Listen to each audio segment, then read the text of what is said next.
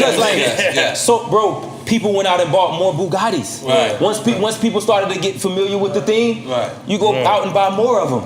And you started seeing them, right? Oh, this person, that person, like everybody started. Why you think it's just happened? The impact that Bugatti had, and at the time that was, like we was talking about T-Pain earlier, and God bless, because I don't want T-Pain to take this in any way, shape, form, or fashion, but Future, when Future got lit, he could have said, fingernails, tips. And niggas was like, that shit is the hardest shit ever. I'm talking about he was just it. And I'm like, but nobody could get him. And when that shit, oh, I've been that new Bugatti. I mean, holy moly, guacamole.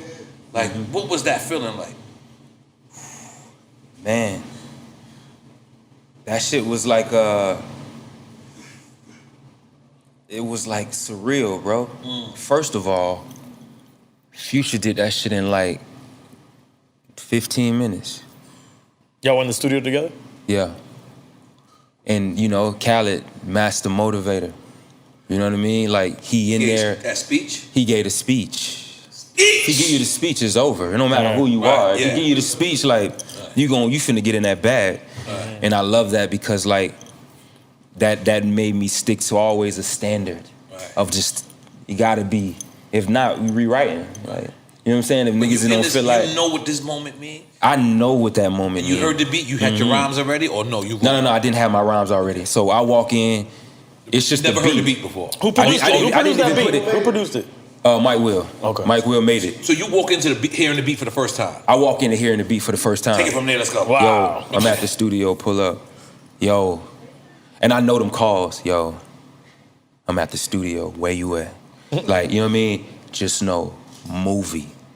I'll be there in a minute. He doesn't say Future's there. Yeah. He does say Future. I got super in the. Okay. I'll be there. So okay. You do know right, Future's I didn't know he was there. Cool. You met Future before or no? Yeah, I met Future before, right, yeah. Cool. You one of those niggas, you know everybody. All right, let's go. So me and Future, boom, walk in the studio. Future and boom, we chop it up, boom, boom, boom.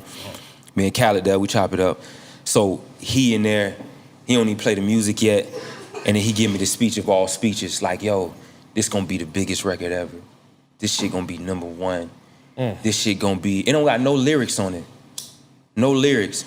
I think that shit is powerful in terms of manifestation. That's why, like, you feel me? Because that shit real, bro. That shit can give you goosebumps. You and feel he me? DJ, the beat's already the like, foundation. You feel me? Like, and to know it. Like, I know it. Right.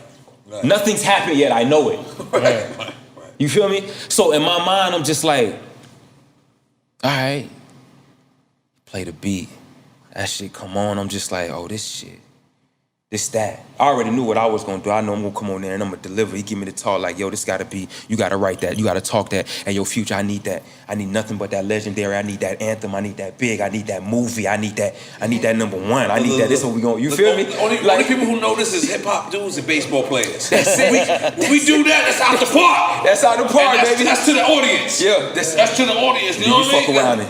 Yeah. You know what I mean? Like, exactly. That, you feel me? So we, boom. So after that, like, Future, that he you know, he played the beat, run it back, play it again, boom, play it again. He said, all right, ready. Bro walk in the booth, and he just tampering with the shit, bro.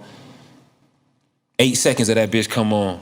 I come looking for you with patience. I come looking, hold on, run me back.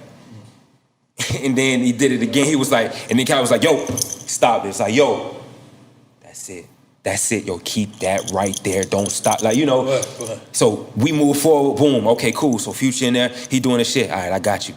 He did that shit, bro, and it was like perfect. It was perfect, bro. He did it, I woke up in a new book.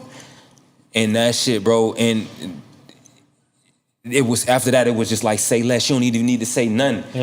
And bro just came out literally in about 15 minutes and just was like, yeah, that bit hard. Yeah, that shit, that gonna go. Now I'm gonna keep it real. Went to Scott Storch's house. I seen the Bugatti. Birdman lived in my building. I never knew what the fuck a Bugatti was until your record came out. I just thought that was a coupe. I thought it was an Audi souped up. Bro, we ain't think it all the way through, bro. I didn't think it all the way through. Bro, Do you I ain't think understand? that, bro. They kept telling me it's just $2 million. I'm like, oh, they got like L Audi. The I didn't world know knew about Bugatti when the Bugatti record hit. I went to everywhere. I traveled around the world. Nobody knew. That's what I'm trying to say. Nobody knew what And the I'm fuck around a money. Bugatti was. I live in the same building, and I didn't really technically know that was a $2 million car. In my mind, I'm like, if I would have knew, we would have reached out to Bugatti or something. On some real shit, bro. People bought more Bugattis because of the fucking Bugatti. You trying to say you would have reached out to Bugatti prior to you dropping the record? Prior or like as you thinking dropped about today and age, been like, a fucking campaign. yeah, bro, or something that because like, yes. so, bro, people went out and bought more Bugattis. Right. Once people started to get familiar with the thing, Right. you go out and buy more of them, and you started seeing them, right? Oh, this person, that person, like everybody started.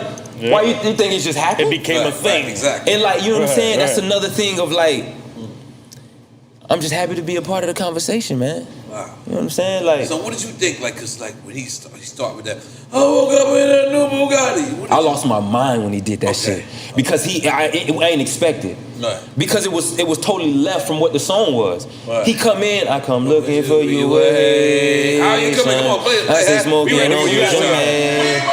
You know what I'm saying? Like, that shit crazy. We ready for you now. You can pour it in the shot, guys. Let's go. Get a shot and a drink. I'm with you, baby. I'm drinking in the shot. But you were It's hard. That shit right there. You can tell me you started hey out of nowhere. Like this. I'm like, man. Listen, I've never seen like I went to a club so live one time. One time. No, it's this So one we time. live. I'm talking about. That's my favorite club. So we Let's live, be clear. That might tell you what type of character I am. We did like a million Because parties in that was my that favorite motherfucker. club. Everybody was in live. I was like, whatever. So we live, baby. He might tell you, let you know what type of nigga I am. But one day I go to something live. One of my homies, you know, he ain't really got it. He asked me for like $500. I said, no problem. I had 500, gave it to him. Then Jay-Z song come on. He be like, what's 50 grand to a nigga like me? Can you please remind me? Is he in this room? You gotta relax. Was you seeing like people like that with the Bugatti? I got a Bugatti. Like coming up to you, I got a Bugatti. Like people, Oh yeah. Really? But some of these guys really did have them. Of course. Bro, yeah, I'm meeting. Oh, some of them did have them. Yeah, they did have Holy them. moly guacamole. Like a lot of them obviously didn't, but like, you know, man, I had sheiks coming up to me.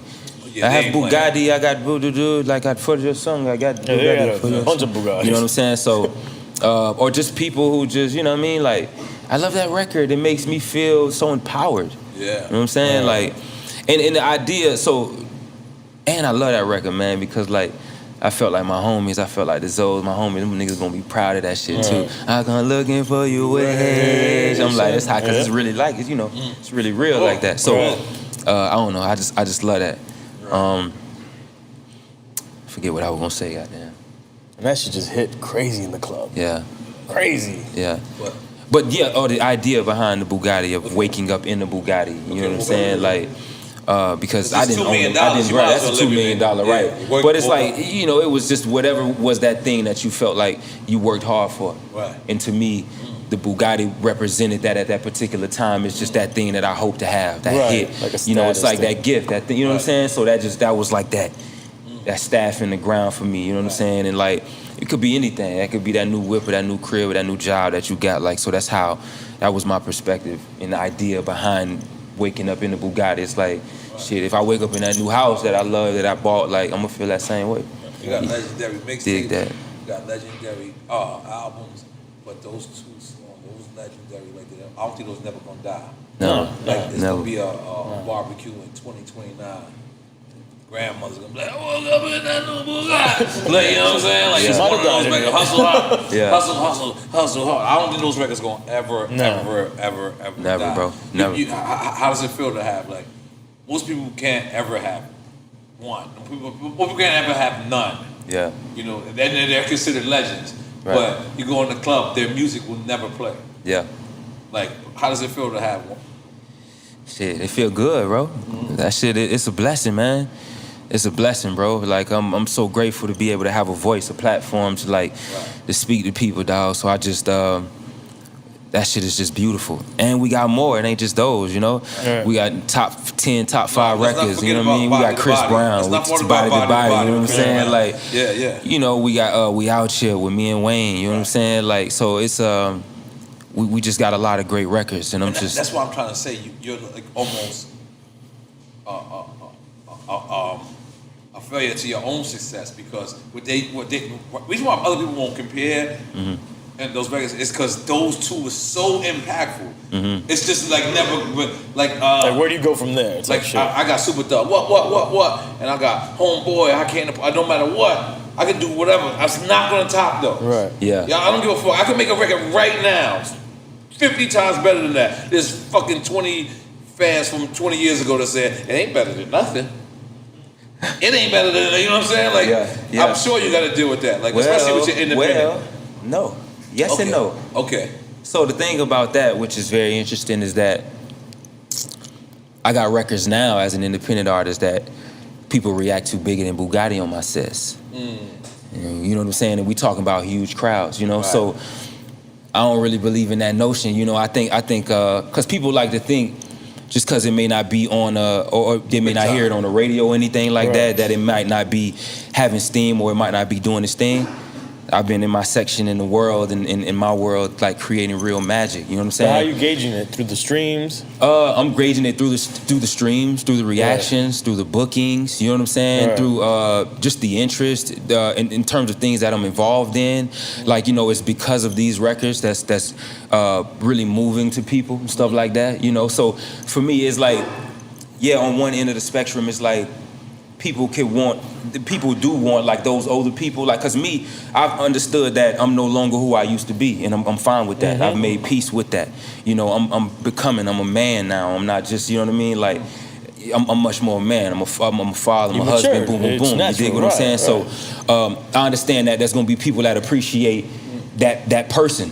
You feel me? Like, and they gonna be, and that's cool. Yeah. But also, like, there's gonna also be people that appreciate that new being and that new person. So that's what's happening now. Like, you got them people that might want to hear those records and think like, oh, but then there's records that I could perform, like a Wee Ball that I got or something like that. Like, these are like records that I just put real shit on. Yeah. You know, and I perform and them shits do well. Yeah.